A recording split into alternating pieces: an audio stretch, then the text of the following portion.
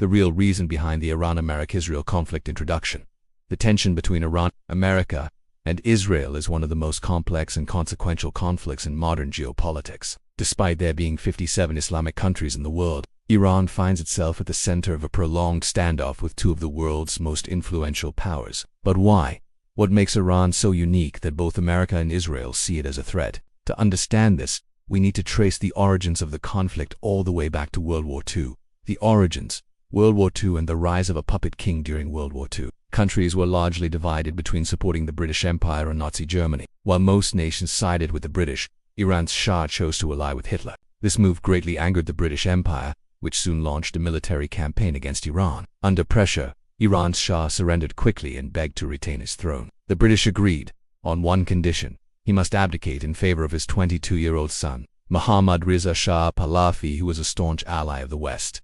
Westernization of Iran. Once in power, Reza Shah Pahlavi sought to westernize Iran at breakneck speed. Inspired by European culture, he encouraged Iranians to abandon Islamic traditions. Hijab was banned, mosques were shut down, and Islamic scholars were jailed. In their place, Western music, alcohol, and parties took over Iranian society. Under Reza Shah, Iran, an Islamic country, became one of the world's leading exporters of alcohol. His desire to model Iran after the West went so far that he even criticized Saudi King Faisal for living in ancient times. The Islamic backlash and rise of Khomeini, but the backlash was inevitable. Islamic scholars across Iran began preaching against the Shah from mosques and seminaries. One voice rose above all others: Ayatollah Khomeini. His speeches, smuggled into Iran on cassette tapes from his exile in Iraq, inspired millions. Despite being exiled by the Shah, Khomeini's popularity surged. People began to view him as their true leader. Meanwhile, Saddam Hussein in Iraq, observing Khomeini's growing influence, offered to eliminate him,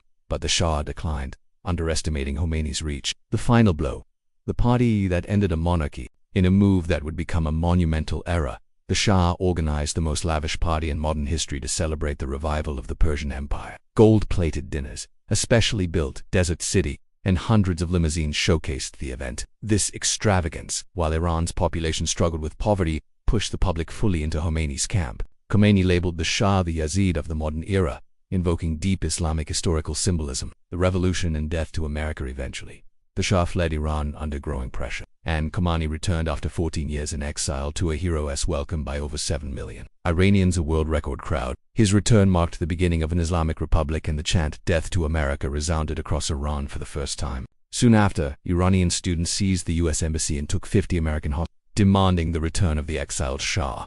Thus began the open hostilities between Iran and the U.S. The war, a global game. Khomeini's revolutionary zeal and calls for overthrowing pro-American regimes across the Muslim world scared neighboring nations in the West. At America's encouragement, Saddam Hussein invaded Iran, launching an 8-year war that killed hundreds of thousands. Despite global support for Saddam, Iran did not fall. The war ended inconclusively, and soon after, Khomeini died. His funeral drew 10 million people, still the largest funeral gathering in history. The nuclear pursuit and Pakistani connection. After the war, Iran's leaders realized that their survival required nuclear deterrence, but no one would sell them the technology except one man. Pakistan's Abdul Qadir Khan secretly supplied Iran with centrifuge technology needed to enrich uranium. Iran began rapidly building nuclear facilities. Once the U.S. discovered this, tensions spiked. The Bush Doctrine and the Axis of Evil. In the early 2000s, U.S. President George W. Bush accused Iran, along with Iraq and North Korea, of forming an axis of evil. Soon after,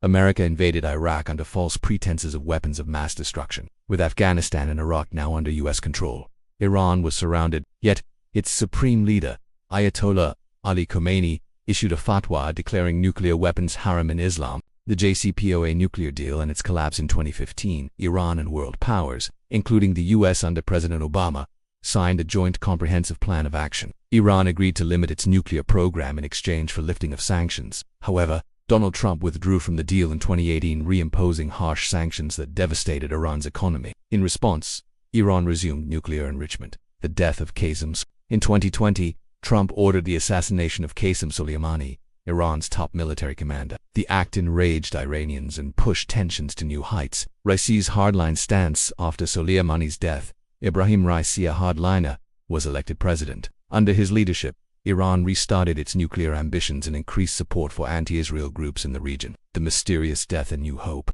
In 2024, President Raisi died in a helicopter crash. In the following election, Iranians chose a moderate leader who reaffirmed Khomeini's fatwa and expressed willingness to negotiate with the world again. Secret meetings with the US restarted, but Israel remained staunchly opposed to any deal with Iran. They claimed Iran was still covertly developing a bomb and pressured the US to act. The never-ending standoff. Despite international inspections finding no conclusive proof, Israel continues to claim Iran is months away from building a nuclear weapon, claims repeated over the last 25 years. Meanwhile, mysterious assassinations of Iranian scientists and advisors continue, believed to be carried out by Israel to provoke Iran into retaliation and thus justify American intervention. Conclusion. At the heart of the Iran-America-Israel conflict lies not just nuclear fears, but ideological battles. Iran sees itself as the protector of Islamic resistance, while America and Israel view its defiance as a threat to global order. And so, the standoff continues, a tug-of-war between diplomacy and destruction, ideology and influence, East and West.